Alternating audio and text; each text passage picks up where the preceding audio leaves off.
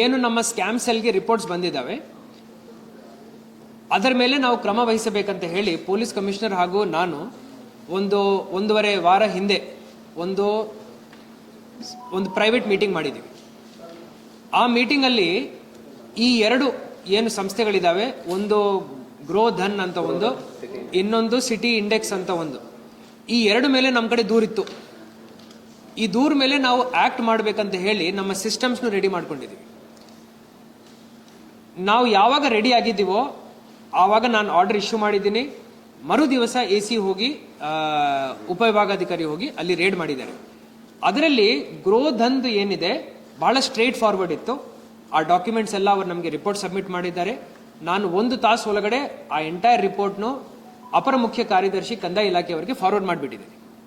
City index ಅವರು ಒಂದು compulsorily convertible debenture ರೂಪದಲ್ಲಿ ಅವರು ಒಂದು ವ್ಯವಸ್ಥೆಯನ್ನು ನಡೆಸ್ತಾ ಇದ್ದಾರೆ.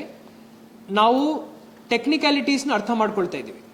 ನಾನು AC ಅವರಿಗೆ ಏನು ಹೇಳಿದ್ದೀನಿ ಅಂದರೆ, ಬರೇ ತುರ್ತಾಗಿ ನೀವು ರಿಪೋರ್ಟ್ ಕೊಡೋ ಅವಶ್ಯಕತೆ ಇಲ್ಲ, ನಿಮ್ಗೆಲ್ಲ ಮಾಹಿತಿ ಸಿಕ್ಕಿದೆ. ಈಗ ಕಂಪನೀಸ್ ಆಕ್ಟ್ ಅಲ್ಲಿ ರಿಜಿಸ್ಟ್ರಾರ್ ಆಫ್ ಕಂಪನೀಸ್ ಅಲ್ಲಿ ROC ನಲ್ಲಿ ಅವರ ರಿಜಿಸ್ಟ್ರೇಷನ್ ಆಗಿದೆಯಾ, ಇದೇನು ಡಿಬೆಂಚರ್ ಕೊಟ್ಟಿದ್ದಾರೆ ಇದರದ್ದು ಡಾಕ್ಯುಮೆಂಟೇಶನ್ ಅಲ್ಲಿ ಇದೆಯಾ, ಬರೀ ಪೇಪರ್ ಅಲ್ಲಿ ಡಿಬೆಂಚರ್ ಅಂತ ಬರ್ತಿದ್ದಾರಾ, ಪ್ರತಿ ಒಂದು ಡಾಕ್ಯುಮೆಂಟ್ ಮೇಲೆ ಅವರದ್ದು ಸಿನ್ ನಂಬರ್ ಇದೆಯಾ ಇಲ್ಲ, ಕಾರ್ಪೊರೇಟ್ ಐಡೆಂಟಿಟಿ ನಂಬರ್ ಇದೆಯಾ ಇಲ್ಲ, ಎಲ್ಲ ರೂಲ್ಸ್ ಫಾಲೋ ಮಾಡ್ತಾ ಇದ್ದಾರೆ ಇಲ್ಲ, ಬರೇ ಸೆಬಿ ಹಾಗೂ RBI ಗೈಡ್ಲೈನ್ಸೇ ಅಲ್ಲ, ಎಲ್ಲ ರೂಲ್ಸ್ ಅವರು ಫಾಲೋ ಮಾಡಿ ನಿಯಮಾನುಸಾರ ಅವರು ಆ ದುಡ್ಡನ್ನು ಕಲೆಕ್ಟ್ ಮಾಡಿ ಡಿಬೆಂಚರ್ ಏನಾ ಅಲ್ಲ ಅಂತ ನಾನು ವೆರಿಫೈ ಮಾಡಲಿಕ್ಕೆ ಅವರಿಗೆ ಹೇಳಿದ್ದೀನಿ. ಸ್ಯಾಟರ್ಡೇ ಒಳಗಡೆ ಅವರ ರಿಪೋರ್ಟ್ನು ಫೈನಲ್ ಮಾಡಿ ಕೊಡ್ತಾರೆ. ಈಗ ನನ್ನ ಕಡೆ ಇರುವಂತ ಕಂಪನಿಗಳಲ್ಲಿ ಮೇಜರ್ ಕಂಪನೀಸ್ನು ನಾವು ಸದ್ಯಕ್ಕೆ ಮೇಜರ್, ಎಸ್ಪೆಷಲಿ ಸಿಟಿನಲ್ಲಿ ಇದು ಏನು ವಿಪರೀತವಾಗಿ ಈ ಇಶ್ಯೂ ಹೊಡ್ತಾ ಇತ್ತು, ಅದಕ್ಕೆ ನನ್ನ ಪ್ರಕಾರ ಸಿಟಿನಲ್ಲಿರುವಂಥ ಮೇಜರ್ ಕಂಪನೀಸ್ ಈ 4 ಕಂಪನೀಸ್ ಇದ್ದಾವೆ, ಅದನ್ನು ನಾವು ಮುಕ್ತಾಯ ಮಾಡಿದ್ದೀವಿ. ಅದಾದ ನಂತರ ಈಗ ರೂರಲ್ ಏರಿಯಾಸ್ದಲ್ಲಿ ನಾವು ಫೋಕಸ್ ಮಾಡ್ತಾ ಇದ್ದೀವಿ. ರೂರಲ್ ಏರಿಯಾನಲ್ಲಿನೂ ಇದ್ದಾವೆ ಆ ಕಂಪನೀಸ್. ನನ್ನ ಕಡೆ ಒಂದು ಲಿಸ್ಟ್ ಇದೆ, ನಾನು ಬಹಿರಂಗ ಮಾಡಲ್ಲ, ಬಟ್ ಅವರ ಮೇಲೆ ನಾವು ಹಂತವಾಗಿ ಕ್ರಮ ವಹಿಸ್ತೀವಿ. ತಮ್ಮ ಮುಖಾಂತರ ಎಲ್ಲ ತಾಲೂಕುಗಳಲ್ಲಿ ಇದೆ ನನ್ನ ಕಡೆ ಲಿಸ್ಟ್. ನಮ್ಮ ಕಡೆ ಇರುವಂತಹ 15 ತಾಲೂಕುಗಳ ಪೈಕಿ 7 ತಾಲೂಕುಗಳಲ್ಲಿ ಈ ತರ ಚಟುವಟಿಕೆಗಳು ನಡೀತಾ ಇದೆ ಅಂತ ಹೇಳಿ ನನ್ನ ಕಡೆ ಮಾಹಿತಿ ಇದೆ. ಅವರ ಮೇಲೇನು ನಾನು ನಿಮಗೆ ಭರವಸೆ ನೀಡ್ತಾ ಇದ್ದೀನಿ, ಅವರ ಮೇಲೇನು ನಾವು ಕ್ರಮ ವಹಿಸ್ತೀವಿ. ಸರ್, ಈಗ ಸಿಟಿ ಇಂಡೆಕ್ಸ್ ಅಲ್ಲಿ 3% ಕೊಡ್ತಾ ಇರುವಂತದ್ದನ್ನ ಅಲ್ಲಿ ದುಡ್ಡು ಇಟ್ಟವರೇ ಎಕ್ಸ್ಪೋಸ್ ಮಾಡಿರುವಂತದ್ದು. ಸೊ ಆದ್ರೂ ಕೂಡ ಯಾಕೆ ಇನ್ ಕೇಸ್ ಅವರಿಂದ ಒಳಗೆ ರಿಜಿಸ್ಟರ್ ಆಗಿಬಿಟ್ರೆ ಅವ್ರು ಏನ್ ಬೇಕಾದ್ ಮಾಡಬಹುದಾ? ಇಲ್ಲ, ನನ್ನ ಪ್ರಕಾರ ಹಂಗಲ್ಲ.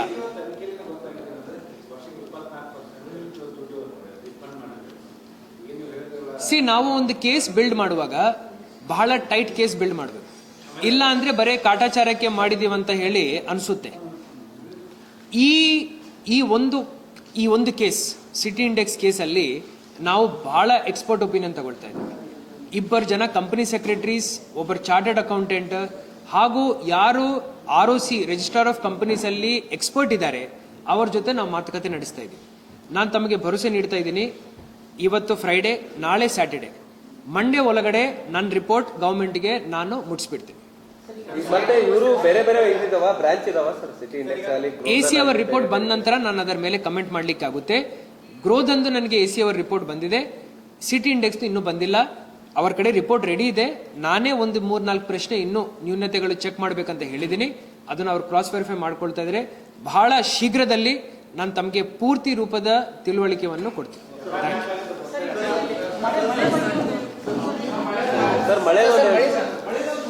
ಮಳೆನೇ ಇಲ್ಲ. ಜುಲೈ ತಿಂಗಳಲ್ಲಿ 13ನೇ ತಾರೀಕಿಗೆ ಶ್ರೀ ಅಶೋಕ್ ಬಿಸುಗುಪ್ಪಿ ಇವರು ನೀಡಿದ ದೂರಿನ ಆಧಾರದ ಮೇಲೆ ಅಪೆಕ್ಸ್ ಬಿಚ್ಕಾಪ್ LLP ಟ್ರೇಡಿಂಗ್ ಕಂಪನಿ ಮೇಲೆ ಬರ್ಡ್ಸ್ ಆಕ್ಟ್ ಮತ್ತು KPID ಆಕ್ಟ್ ಪ್ರಕಾರ ಒಂದು ಪ್ರಕರಣ ದಾಖಲು ಮಾಡಲಾಗಿತ್ತು. ಈ ದೂರಿನಲ್ಲಿ ಸುಮಾರು 3,000 ಜನರಿಂದ ಈ ಕಂಪನಿ ಪದಾಧಿಕಾರಿಗಳು ಸ್ಟಾಕ್ ಮಾರ್ಕೆಟ್ನಲ್ಲಿ ಇನ್ವೆಸ್ಟ್ ಮಾಡ್ತೀವಿ, ರಿಯಲ್ ಎಸ್ಟೇಟ್ನಲ್ಲಿ ಇನ್ವೆಸ್ಟ್ ಮಾಡಿಕೊಂಡು ಹೆಚ್ಚಿನ ಇಂಟ್ರೆಸ್ಟ್ ನಿಮಗೆ ನಾವು ಕೊಡ್ತೀವಿ ಅಂತ ದೂರು ನೀಡಿದರು. ಈ ಪ್ರಕರಣದಲ್ಲಿ ಬೋರ್ಡ್ ಆಫ್ ಡೈರೆಕ್ಟರ್ಸ್ ಎಲ್ಲ ಆರೋಪಿ ಇದ್ದಾರೆ ಮತ್ತು ಈ ಪ್ರಕರಣದಲ್ಲಿ ತನಿಖೆ ಮಾಡಿಕೊಂಡು ನಮ್ಮ ತಿಲಕವಾಡಿ ಇನ್ಸ್ಪೆಕ್ಟರ್ ಶ್ರೀ ಪರಶುರಾಮ್ ಪೂಜಾರಿ ಮತ್ತು ಅವರ ಸಿಬ್ಬಂದಿ 6ನೇ ಆರೋಪಿ ಅರ್ಜುನ್ ಮಹಾದೇವ್ ವಾಗ್ಮಾರೆ ಇವನಿಗೆ ದಸ್ತಗಿರಿ ಮಾಡಿದ್ದಾರೆ. ಉಳಿದಿದ್ದ ಆರೋಪಿದು ಪತ್ತೆ ಕೂಡ ಬೇಗನೆ ಮಾಡ್ತಾರೆ. ಕಾನೂನು ರೀತ್ಯ ಈ ಆರೋಪಿಗಳಿಗೆ ಪತ್ತೆ ಮಾಡಕ್ಕೆ ಏನೇನು ಸಾಧ್ಯ ಇದೆ ಆ ಎಲ್ಲ ನಾವು ಪ್ರಯತ್ನ ಮಾಡ್ತಾ ಇದ್ದೀವಿ. ಬರುವ ದಿನಗಳಲ್ಲಿ ಕೂಡ ಈ ಬಾಕಿ ಆರೋಪಿಗಳಿಗೆ ನಾವು ದಸ್ತಗಿರಿ ಮಾಡ್ತೀವಿ. ಸಾರ್ವಜನಿಕರಿಗೆ ನಮ್ದು ಕೋರಿಕೆ ಏನಿದೆ ಅಂದ್ರೆ ತಿಂಗಳಕ್ಕೆ 3%, ತಿಂಗಳಕ್ಕೆ 4% ಈ ತರ ಹೇಳ್ಕೊಂಡು ಯಾರು ನಿಮ್ಮಿಂದ ಇನ್ವೆಸ್ಟ್ಮೆಂಟ್ ಕೇಳ್ತಾ ಇದ್ರೆ ಅದು ರೆಡ್ ಫ್ಲಾಗ್ ಇದೆ. ದಯವಿಟ್ಟು ಈ ತರ ಯೋಜನೆಗಳಲ್ಲಿ ಇನ್ವೆಸ್ಟ್ ಮಾಡಬೇಡಿ. ನಮ್ಮ DC ಕಚೇರಿನಲ್ಲಿ ಒಂದು ಸ್ಕ್ಯಾಮ್ ಸೇಲ್ ಇದೆ, ನೀವು ಅಲ್ಲಿ ವೆರಿಫೈ ಮಾಡಬಹುದು.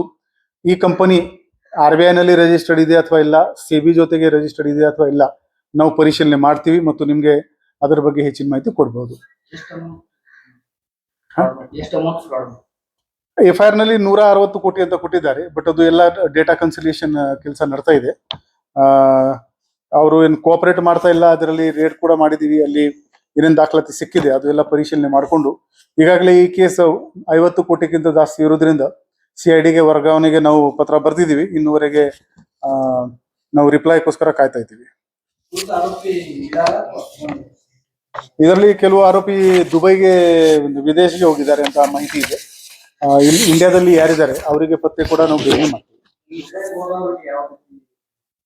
ಅದರೊಂದು ಲೀಗಲ್ ಪ್ರೊಸೆಸ್ ಇರುತ್ತೆ, ಅದು ಬಳಸ್ಕೊಂಡು ನಾವು ಅವರಿಗೆ ದಸ್ತಗಿರಿ ಮಾಡ್ತೀವಿ.